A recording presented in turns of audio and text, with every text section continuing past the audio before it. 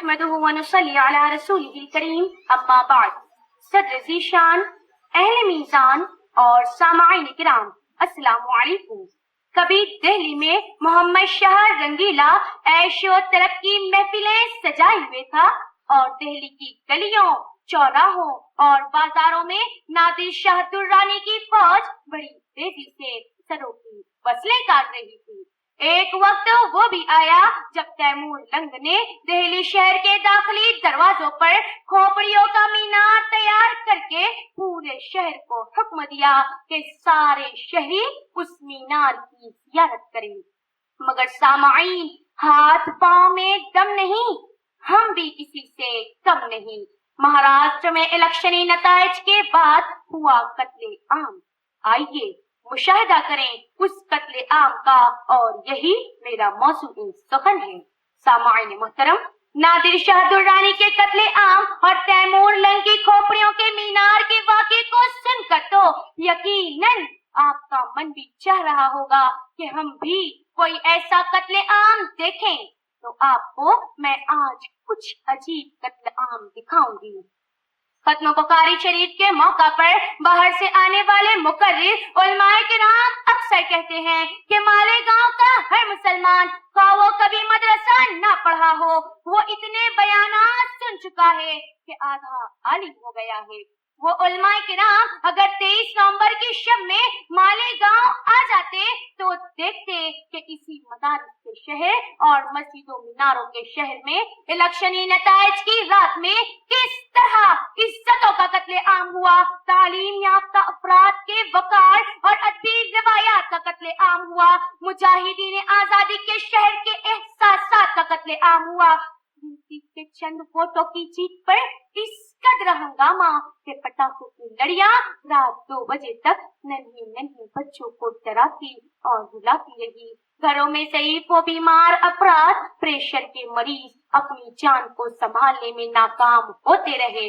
وہ مالیگاؤں جہاں 1963 میں جامع مسجد کے سامنے ڈھول بجانے پر فساد پھوٹ پڑا تھا، اب ان بزرگوں کی اولادیں مغرب و عشاء کی اذانوں اور نمازوں کا لحاظ کیے بغیر ڈی جے پر اپنے امیدوار کی کامیابی کے ترانے گا رہی تھی.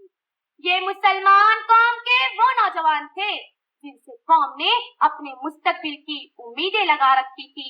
ڈی جے بج رہے تھے، دل آزار نعرے لگ رہے تھے، تمام دینی و ملی، اصلاحی و فلاحی روایات کا قتل عام ہو رہا تھا، اور ماضی کے دریچوں سے آواز آ رہی تھی کہ جن قاعدوں کو توڑ کے مجرم ہوئے تھے ہم، وہ قاعدے ہی ملک کا دستور ہو گئے. بے شک سامعین، الیکشن ہوا تھا جب جلیل القدر صحابہ نے ابو بکر صدیق رضی اللہ تعالی عنہ کو خلافت کی کرسی پر بٹھایا تھا. تو کون سا ہنگامہ اور واویلا مچا تھا مدینہ کی گلیوں میں جب مجلس شورا نے مشورہ کر کے حضرت عثمان غنی رضی اللہ تعالی عنہ اور حضرت علی رضی اللہ تعالی عنہ کو خلیفہ منتخب کیا تھا. تو کون سی آتش بازی کا مظاہرہ ہوا تھا؟ بے شک بتائیں مجھے، ایسے ہنگاموں کا بھی کہیں تذکرہ موجود ہے کتب احادیث اور اسلامی تاریخ میں؟ سامعین کرام، میں بتاؤں آپ کو، سب سے زیادہ خوشی و مسرت کا دن وہ تھا جب میرے مکی و مدنی آقا محمد مصطفیٰ صلی اللہ علیہ وسلم مکہ مکرمہ سے ہجرت فرما کر مدینہ منورہ میں تشریف لائے تھے. صحابہ خوشی سے رو رہے تھے، صحابیات خوشی کے ترانے گا رہی تھی، اور ننھی بچیاں دف بجا بجا کر گا رہی تھی. بتائیں مجھے، اسلامی اقدار و اتوار کے پاسداروں، کون سا ڈی جے بجا تھا؟ پٹاخے پھوٹے تھے، آتش بازی ہوئی تھی. غیر قوموں کے سامنے تم نے مجروح کیا ہے میرے اسلام کے طریقے استقبال کو. اگر دل توڑنے اور دل آزاری کی نیت تھی تو جان لو کہ مسلمانوں کے دل کو توڑنا میرے نبی صلی اللہ علیہ وسلم کے نزدیک کعبہ کے ڈھانے سے زیادہ سخت ہے.